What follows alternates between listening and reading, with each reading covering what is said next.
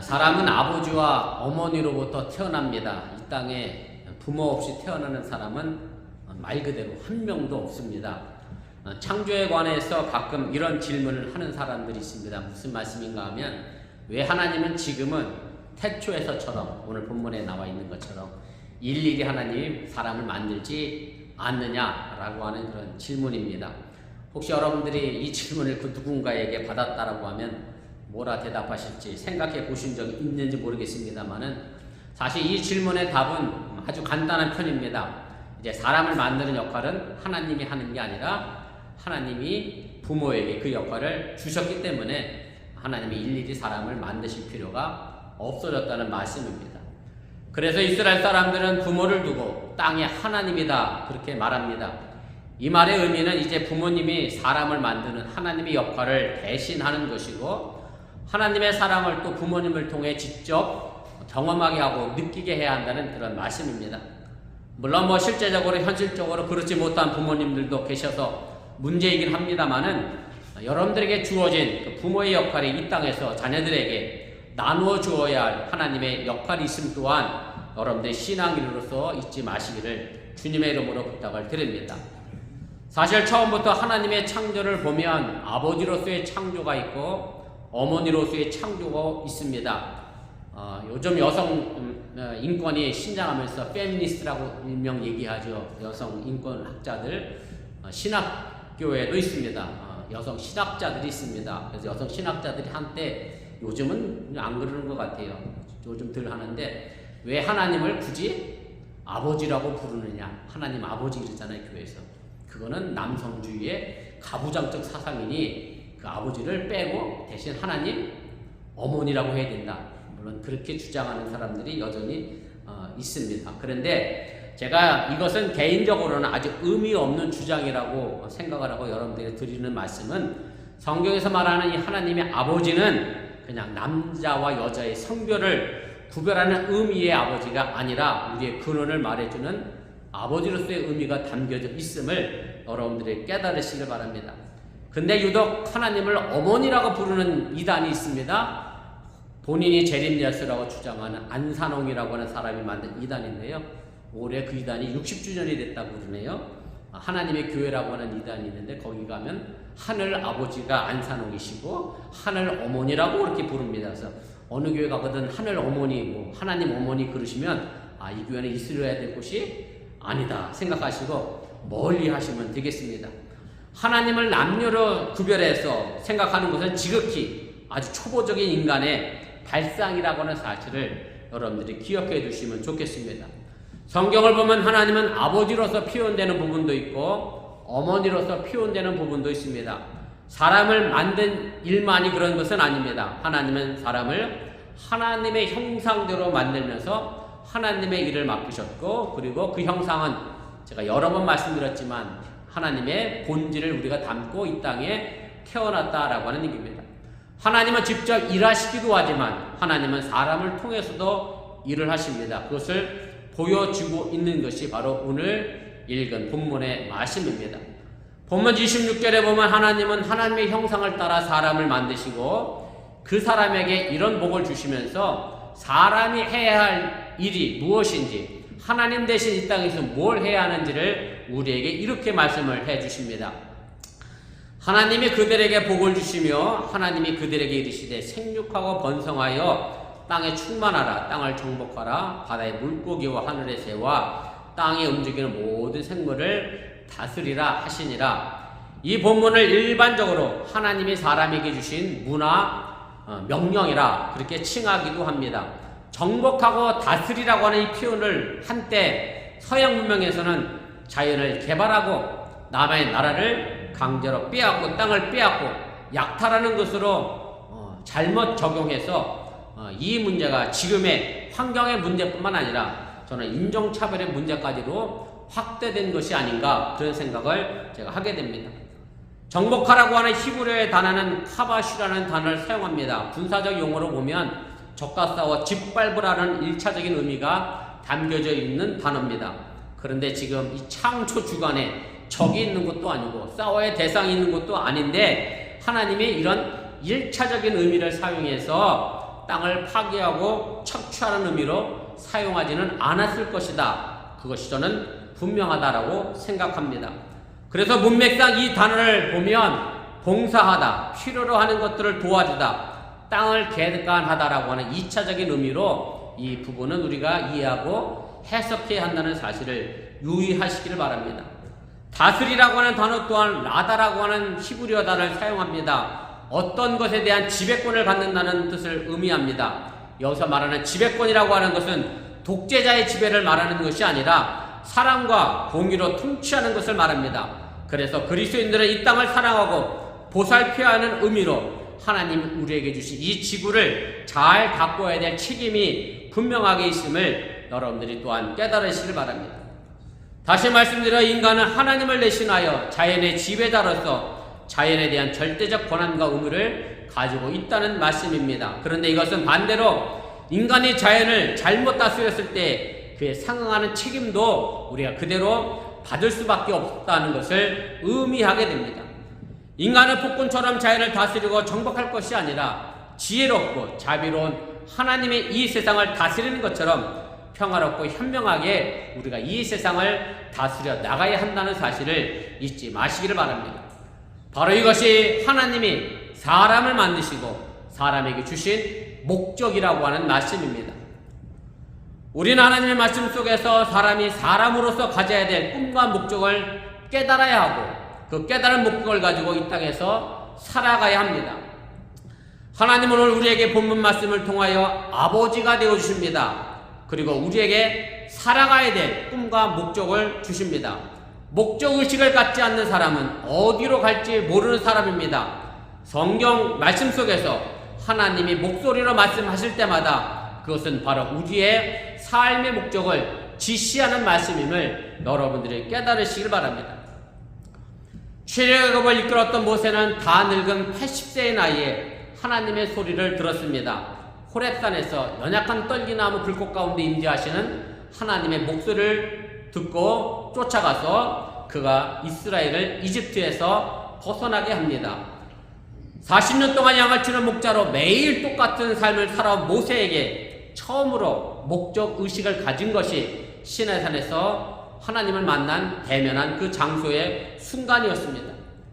매일 하루 벌어먹고 사는 어부 베드로와 그의 형제 안드레에게 예수님은 다가가셨고 이 두 형제에게도 하나님은 새로운 목적을 부여해 주셨습니다. 마가복음 1장 17절 말씀입니다. 예수께서 이르시되 나를 따라오라 내가 너희로 사람을 낚는 어부가 되게 하리라.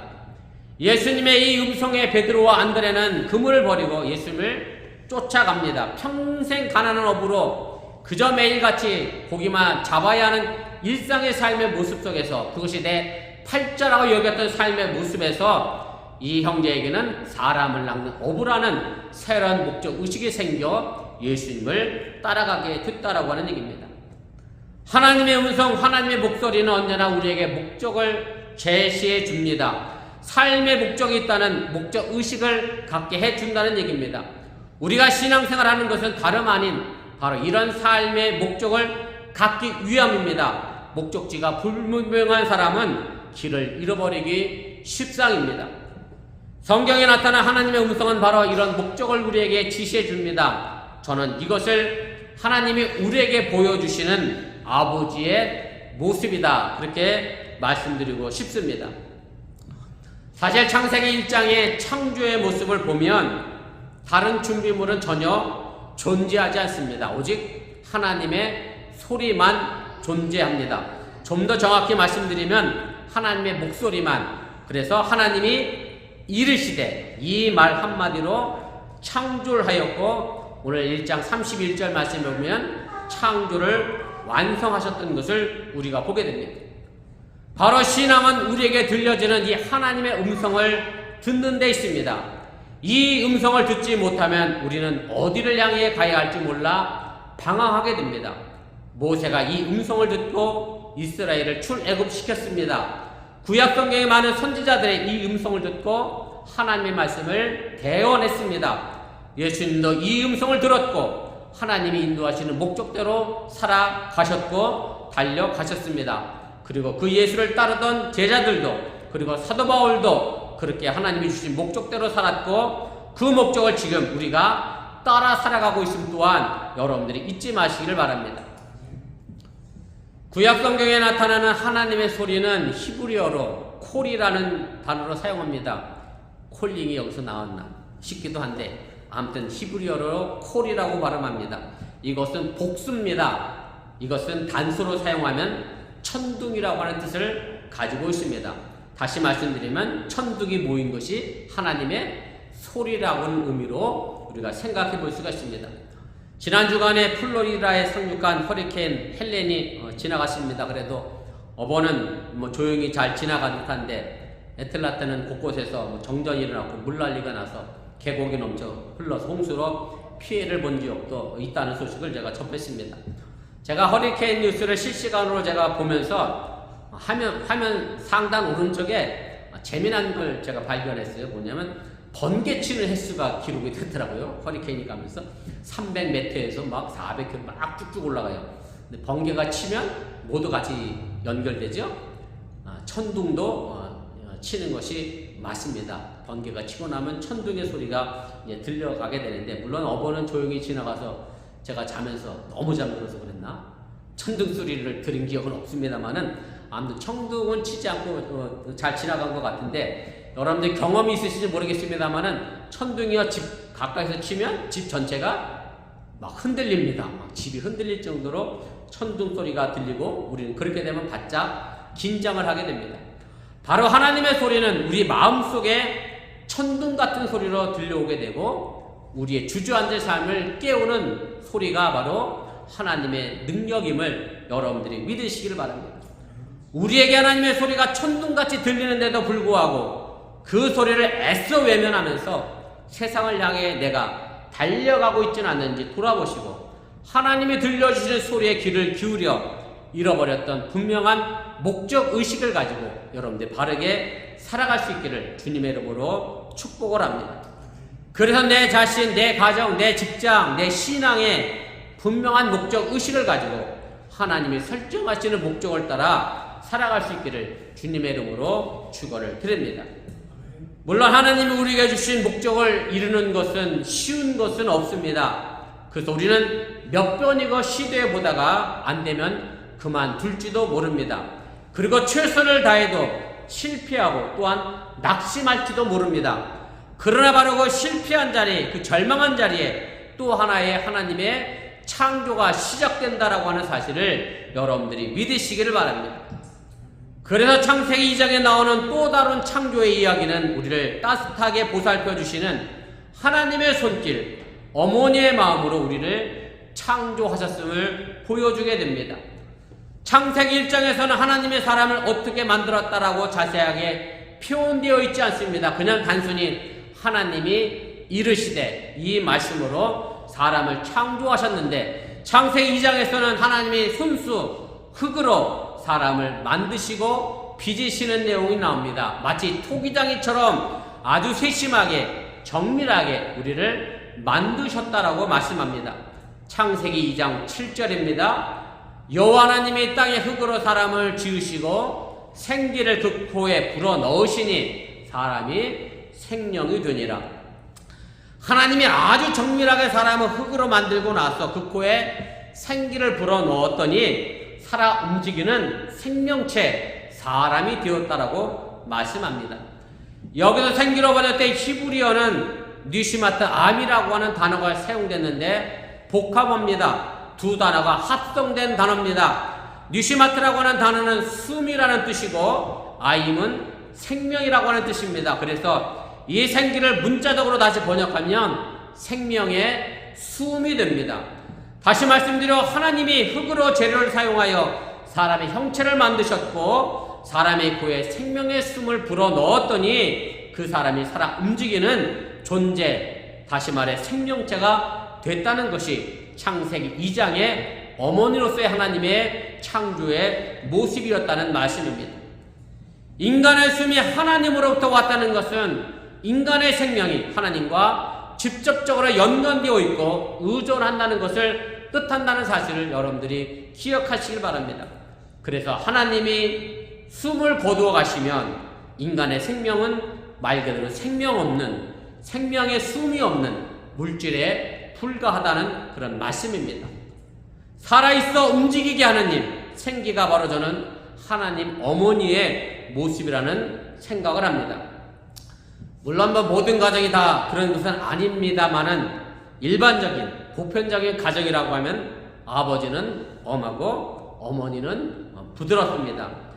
제가 어린 시절만 해도 남자아이는 울면 안 된다라는 소리를 듣던 시절에 제가 어린 시절을 자랐고, 남자가 울면 뭔가 큰 일을 하지 못하는 아이로 취급받았고, 남자가 울면 뭐가 자꾸 떨어진다라고 이야기하고 오히려 더 야단을 맞기도 하던 그런 시절을 제가 지내왔습니다. 그러면 어머니는 아버지의 말은 원래 그런 뜻이 아니다, 넌 잘할 수 있다, 위로하고 격려를 해 주시는 것이 어머니들의 역할이 됐습니다. 근데 누가 됐든 간에 한 부모가 야단을 치면 한 부모는 위로하고 감싸놔야 되는데, 둘 다 막 같이 야단을 치잖아요. 그 자녀도 뭔가 삐뚤어지고요. 둘 다 같이 잘했다 이렇게 감싸 안으면 그 자녀도 삐뚤어지고, 누가 됐든지 간에 한 부모는 엄하게, 한 부모는 감싸고 위로하는 그런 부모의 역할이 우리에게 필요하다라고 하는 얘기입니다. 창세기 1장에 하나님이 천둥 같은 소리로 우리를 창조하시고 만들어 가신 아버지 하나님이라고 하면, 창세기 2장에 하나님은 약한 우리에게 생명을 불어넣어 주시고 자존감을 높여주시는 어머니 하나님이라고 할 수 있다는 그런 말씀입니다. 바벨론 포로에서 돌아온 유다 백성들은 돌아온 다음에 예루살렘이 완전히 무너지고 황폐해진 것을 보고 절망하고 실망하게 됩니다. 어떻게 살 것인가를 생각하여 막막해하고 주저앉게 됩니다. 이때 하나님은 어머니처럼 유다 백성에게 이렇게 말씀을 합니다. 이사야 66장 13절 14절 말씀입니다. 어머니가 자신을 위로함 같이 내가 너희를 위로할 것인지 너희가 예루살렘에서 위로를 받으리니 너희가 이를 보고 마음이 기뻐서 너희 뼈가 연한 풀의 무성함 같으리라. 여호와에서는 그의 종들에게 나타나겠고 그의 진노는 그의 원수에게 더하리라. 여호와 하나님의 손이 그의 종들에게 나타난다 말씀합니다. 절망에 있는 유대 백성들을 향한 하나님의 회복의 말씀입니다. 어머니 하나님의 손이 그 자식을 쓰다듬어 그 자식의 자존감을 회복시켜 주시겠다고 하는 그런 말씀의 내용임을 알게 됩니다. 원래 손은 성경 안에서 능력과 권능을 상징합니다. 이것은 일으켜 주시는 능력이고 위로해 주시고 보호해 주시는 그런 하나님의 능력입니다. 그 능력의 손이 지금도 상처난 우리의 마음과 육신을 어루만져 주시고 일으켜 세워 주시고 힘을 불어 넣어 주고 계심을 여러분들이 믿으시기를 바랍니다. 제가 하와이에서 목회할 때 경험한 겁니다. 하와이는 지금도 화라산이 존재하는 섬이 있습니다. 그걸 하와이 섬이라고 이야기하고요. 여러분들 흔히 알고 있는 호놀룰루가 있는 섬은 오하우 섬입니다. 그리고 파인애플이 많이 자라는 섬은 마우이 섬입니다. 이런 식으로 섬 이름이 붙어 있는데 제가 살던 섬이 하와이 섬이고 그 동네 사람들은 그 섬이 제일 크다 해서 빅 아일랜드라고 부릅니다. 그 섬에는 여전히 화산 폭발이 일어나고 용암이 흘러 라바가 흘러서 그 섬을 덮쳐서 때로는 집도 쓸어내리고 공원도 쓸어가고 나무도 쓸어내리고 그래서 대피령도 내리기도 합니다. 화산이 흘러 넘쳐간 용암이 흘러간 자리는 완전히 불타오릅니다. 저도 용암이 흘러내려갈 때 식구들 데리고 1시간 넘게 걸어서 그 용암 보러 갔더니 정말로 불꽃이 일어날 정도로 막 흘러가면서 땅을 다 녹여가며 그렇게 흘러가면 결국 씻고 나면 딱딱한 바위가 굳어지게 됩니다. 그래서 빅아일랜드에 가면 시커먼 바위가 가득 차 있는 많은 부분의 섬을 발견해 봅니다. 그런데 몇 년이 지나잖아요. 그 바위 위에 고사리가 자라기 시작합니다. 하와이 고사리가 굉장히 큰데요. 그 고사리가 싸게 납니다. 생명이 없어져야 돼. 그 땅에 새롭게 생명의 역사가 일어나게 됩니다. 물론 빠르지는 않습니다. 아주 천천히 느리지만 그렇게 자연은 스스로 회복하고 다시 숲을 만들어가는 과정을 제가 발견하고 경험하게 됐습니다.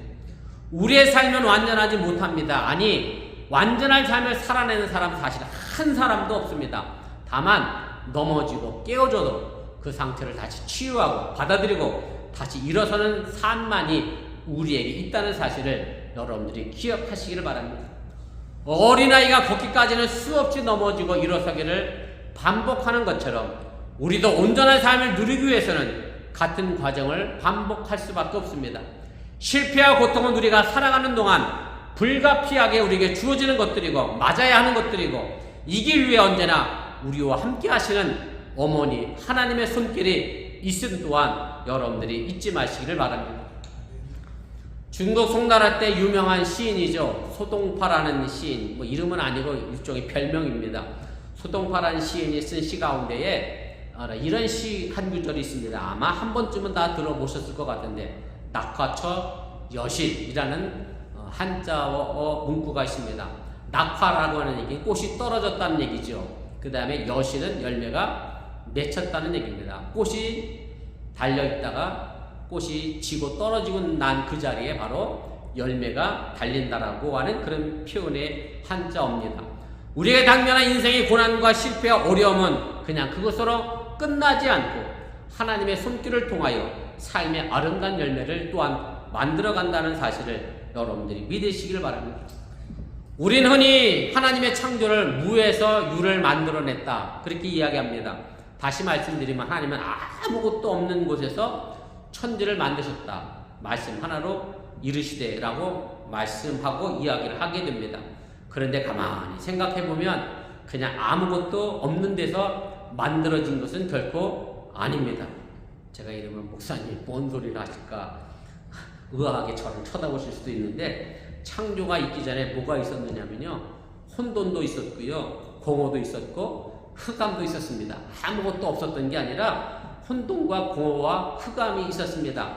다시 말씀드리면 여러분들에게 절망이 있고 분노가 있고 질투가 있고 시기가 있고 아픔이 있고 여러 가지 혼란스러움이 있었습니다. 그런데 바로 창조의 시작은 거기서부터 출발했다는 사실을 여러분들이 깨달으시기 바랍니다. 이 혼돈과 공허와 흑암 속에 절망과 좌절과 실패와 포기와 아픔과 시기 속에 하나님은 우리에게 천둥 같은 소리로 말씀해 주십니다. 하나님이 이르시되 그렇게 우리는 하나님의 소리로 하나님의 자녀로 창조되었습니다. 그리고 그 음성이 우리에게 계속 들려져야 하는데 살다 보면 그 음성이 어느덧 들려지지가 않습니다. 내게 주신 목적이 무엇인지 잃어버리고 쓰러질 때가 있습니다. 그리고 그 쓰러진 우리의 인생을 발견하게 됩니다. 목사인 저도 마찬가지고 다 여러분들도 더한 일들을 아마 겪으실 것이라 그렇게 생각이 됩니다. 그러라고 쓰러진 자리, 그 고난의 자리가 바로 우리를 쓰다모아 주시는 어머니 하나님을 만나는 장소임을 여러분들이 믿으시길 바랍니다. 거기서 우리는 하나님의 자녀라는 우리의 자존감을 다시 회복할 수 있습니다. 그리고 다시 털고 일어설 수 있습니다. 보다 더 나은 목적을 향하여 걸어 나갈 수 있게 된다라고 하는 얘기입니다. 헬렌이라고 하는 태풍이 지난 다음에 우리에게 펼쳐진 이 청명한 가을에 하나님의 아버지의 음성을 듣고 하나님 어머님의 손길을 느끼며 넘어져도 다시 일어서는 우리 어머니의 성도들이 될 수 있기를 주님의 이름으로 간절히 축원을 드립니다.